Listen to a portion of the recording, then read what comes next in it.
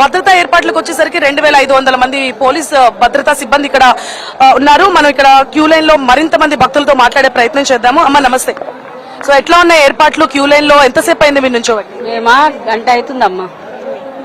So బయట ఏర్పాట్లు ఎట్లా ఉన్నాయి? మీకు వాటర్ ప్యాకెట్స్ కానీ ఇతర ఏర్పాట్లు కానీ అవన్నీ ఎట్లా ఉన్నాయి? బాగున్నాయండి, మంచిగా ఉన్నాయి. సో బోనం సమర్పించే ప్రాసెస్ ఎట్లా ఉంది? అంటే వాళ్ళకి ఏమైనా లేట్ అవుతుందా? వాళ్ళని తొందరగా పంపిస్తున్నారా?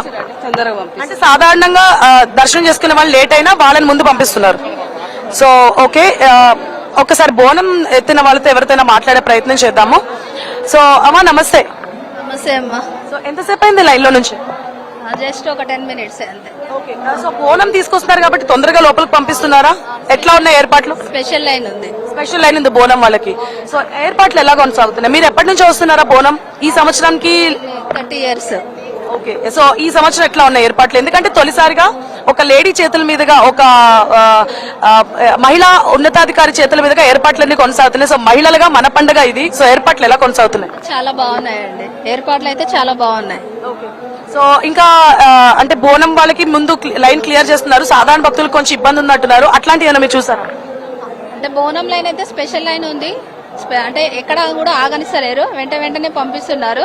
ఇక క్యూ లైన్ లో ఉన్న వాళ్ళు అయితే దర్శనానికి అయితే వెయిటింగ్ చాలా ఉన్నారు. రైట్. సో క్యూ లైన్ లో ఏర్పాట్లు కూడా డిఫరెంట్ గా, అంటే సెపరేట్ గా ఏర్పాటు చేయడం జరిగింది మనకి. ఎందుకంటే సాధారణ భక్తులు ఎవరైతే ఉన్నారో వాళ్ళకి సెపరేట్ క్యూ లైన్స్ ఇచ్చారు. అలాగే బోనం ఎత్తుకొని ఎవరైతే అమ్మవారికి బోనం సమర్పించాలని వచ్చారో వాళ్ళందరికీ సెపరేట్ లైన్స్ ఇవ్వడం జరిగింది. సో ఆ సెపరేట్ లైన్స్ లో వాళ్ళకి అంటే ఏ కేటగిరీకి ఆ కేటగిరీకి తగ్గట్టుగా ఏర్పాట్లు కూడా పూర్తి చేశారు. సో మనం ఇప్పుడు చూసుకుంటే బోనం ఎత్తుకొని వచ్చే వాళ్ళకైతే బానే ఉంది, కంఫర్ట్ గానే అనిపిస్తోంది. కానీ నార్మల్ గా దర్శనానికి వచ్చే వాళ్ళైతే కొంచెం ఇన్కన్వీనియన్స్ ఫీల్ అవుతున్నారు. బికాజ్ సౌకర్యాలు ఎలా ఉన్నప్పటికీ ఇందాక చెప్పుకున్నట్లు క్లమ్జీగా ఉండడం వల్ల. ఒక్క నిమిషం.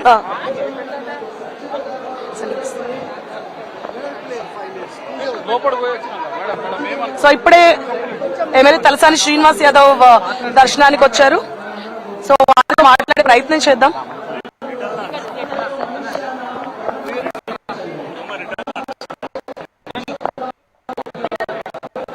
సో ఇప్పుడే ఎమ్మెల్యే తలసాని శ్రీనివాస్ యాదవ్ వచ్చారు. మనందరికీ తెలిసిందే సికింద్రాబాద్ ఉజ్జయిని మహంకాళి బోనాలు అంటే మనకి గుర్తొచ్చేది తొలి పేరు తలసాని శ్రీనివాస్ యాదవ్. సో ఆయన ఎంత ప్రాణం పెట్టి ఏర్పాట్లు పూర్తి చేస్తారంటే, ఆయన అంటే పార్టీ అధికారులు ఉన్నప్పటికీ లేనప్పటికీ, ఆయన మంత్రి పదవులు ఉన్నప్పటికీ లేనప్పటికీ కూడా ఉజ్జయిని మహంకాళి బోనాలకైతే పూర్తి శ్రద్ధ పెడతారు, పూర్తి మనసు పెట్టి ఏర్పాట్లు చేస్తారు. సో తలసాని శ్రీనివాస్ యాదవ్ గారు వచ్చారు. ప్రధాన అర్చకులు ఆయనకి పట్టు వస్త్రాలు ఇచ్చి ఆశీర్వాదం చేసి లోపలికి తీసుకుంటున్నారు. సో ఇందాక కాసేపటి క్రితము మహిళా అధికారులు చాలా మంది కూడా వచ్చారు. సో ఈ సంవత్సరం చూసుకుంటే ఒకటి ఏంటి అంటే డీజీపీ రక్షితామూర్తి ఆధ్వర్యంలో ఏర్పాట్లు చేశారు. సో ఇది బోనం అంటే మహిళల పండుగ. సో ఆ మహిళల పండుగని మహిళా డీజీపీ ఆధ్వర్యంలో ఏర్పాట్లు పూర్తి చేశారు. మహిళలకి ఎటువంటి ఆటంకాలు ఇబ్బందులు లేకుండా చేసే ప్రయత్నం అయితే పూర్తిగా చేశారు. సో క్యూలో చాలా మంది సాధారణ భక్తులు ఉన్నారు, వారితో మాట్లాడే ప్రయత్నం చేద్దాం. అమ్మ నమస్తే. సో ఎంతసేపు అయింది లైన్ లోకి వచ్చి? 1.5 hours అవుతుంది. 1.5 hours. ఏర్పాట్లు ఎలా ఉన్నాయి? ఏంటమ్మా ఏర్పాట్లు ఎలా ఉన్నాయి? బాగున్నాయి, కానీ ఒక్క బోనం 10 మందిని వదిలేస్తున్నాం. లైన్ వాళ్ళం అట్లనే ఆగిపోతున్నాం. మమ్మల్ని కూడా వదిలాలే కదమ్మా అట్లా. సో లోపలికి వచ్చే క్రమంలో ఏమైనా ఇబ్బందులు పడ్డారా? ఓన్లీ క్యూ లైన్ లోనే మీకు ప్రాబ్లం? క్యూ లైన్ లోనే ప్రాబ్లం. అంతా బాగానే ఉంది. మేము 55 సంవత్సరాల నుండి వస్తున్నాం. సో ఎంతసేపు ఏమైనా చెప్పారా? ఎంతసేపు పడుతుంది దర్శనానికి అని ఏమైనా మీకు చెప్పారా? ఏమి ఇన్ఫర్మేషన్ లేదు. సో బోనం మనం చూసుకుంటే బోనం ఎత్తుకునే వాళ్ళకంటే కూడా సాధారణ భక్తులు కొంచెం ఇబ్బంది పడుతున్నారు. బికాజ్ బోనం ఎత్తుకునే వాళ్ళకి ఖచ్చితంగా వాళ్ళకి వాళ్ళ ఎంట్రన్స్ వాళ్ళకి ఇచ్చేసేయాలి, ఫ్రీ మూవ్మెంట్ ఉండాలి. కాబట్టి ఖచ్చితంగా వాళ్ళకి తగ్గట్లుగా ఏర్పాట్లు అయితే పూర్తి చేశారు. అండ్ ఇంకొకటి ఏఐ కెమెరాస్ తో నిఘా ఏర్పాటు చేయడం వల్ల ఇక్కడ ఎటువంటి అవాంఛనీయ సంఘటనలు జరగకుండా పరిస్థితిని ఎప్పుడు అదుపులో ఉంచుకునే క్రమంగానే పోలీసులు ఆధ్వర్యంలో కొనసాగుతోంది. ఎందుకంటే నార్మల్ గా ఎప్పుడు బోనాల జాతర జరుగుతున్నప్పుడు కానీ ఇతరత్ర ఏ పండగలు జరుగుతున్నప్పుడు కానీ ఇలాంటి చిన్న చిన్న అవాంఛనీయ సంఘటనలు జరుగుతూ ఉంటాయి. వాటిని అధిగమించే క్రమంలోనే ఈసారి కొంచెం టెక్నాలజీ ఎక్కువ చేశారు. అలాగే స్కౌట్స్ అండ్ గైడ్స్ స్టూడెంట్స్ కూడా వాలంటరీగా వచ్చి ఇక్కడ వాళ్ళ కార్యక్రమం అంటే ఈ సెక్యూరిటీ విభాగంలో వాళ్ళు కూడా వాళ్ళ పాత్ర పోషిస్తున్నారు. క్యూ లైన్ లో ఉన్న మరింత మంది భక్తులతో మాట్లాడే ప్రయత్నం చేద్దాం. అమ్మా నమస్తే. హలో. సో ఎలా ఉన్నాయి ఏర్పాటు? గుడ్ అండి. ఎంతసేపు అయింది లైన్ లోకి వచ్చి? 2 hours అవుతుంది. 2 hours అయింది.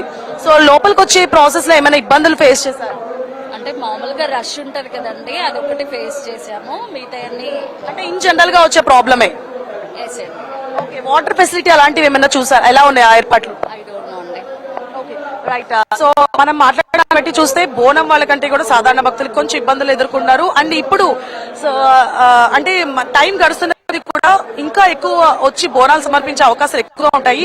సో ఇనిషియల్ స్టేజెస్ లోనే ఇంత రష్ ఉంది అంటే ముందు ముందు ఇంకా ఎక్కువ మంది జనాలు వచ్చే అవకాశాలు ఉంటాయి. సో కాసేపటి క్రితం తలసాని శ్రీనివాస్ యాదవ్ లోపలికి వెళ్లారు. ఆయన దర్శనం చేసుకుని బయటకు వస్తారు. ఇక ప్రభుత్వం తరపు నుంచి చూసుకుంటే దేవాదాయ ధర్మాదాయ శాఖ మంత్రి కొండా సురేఖ అలాగే ఇతర మంత్రులు కూడా దర్శనానికి వచ్చి బోనాలు సమర్పించే అవకాశాలు ఉన్నట్లుగా తెలుస్తోంది. సో ఎవరెవరు వస్తారు అనేది మనకి కాసేపట్లో తెలుస్తుంది.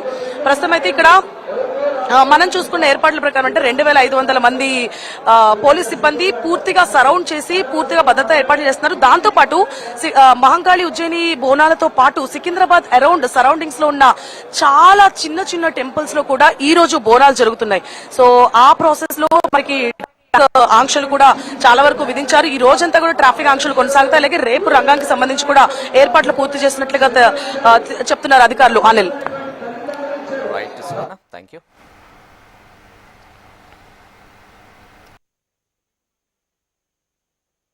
కోరండి.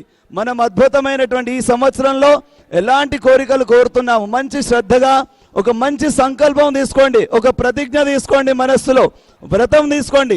ఈ సంవత్సరం అమ్మవారిని దర్శనం చేసుకుంటూనే ఉన్నారు. అలాగే వచ్చినటువంటి ఆ పరమేశ్వరుణ్ణి అమ్మవారు ఎన్ని రకాలుగా పూజించినా మీరందరూ ఒక వ్రతాన్ని, సత్యవ్రతాన్ని తీసుకోండి. మేము ఎవరిని ఇబ్బంది పెట్టము, ఎవరిని మోసం చేయము. మా దేశం బాగుండాలనుకుంటున్నారు, అలాగే మేము ఎవరిని మోసము చేయము, ఇబ్బంది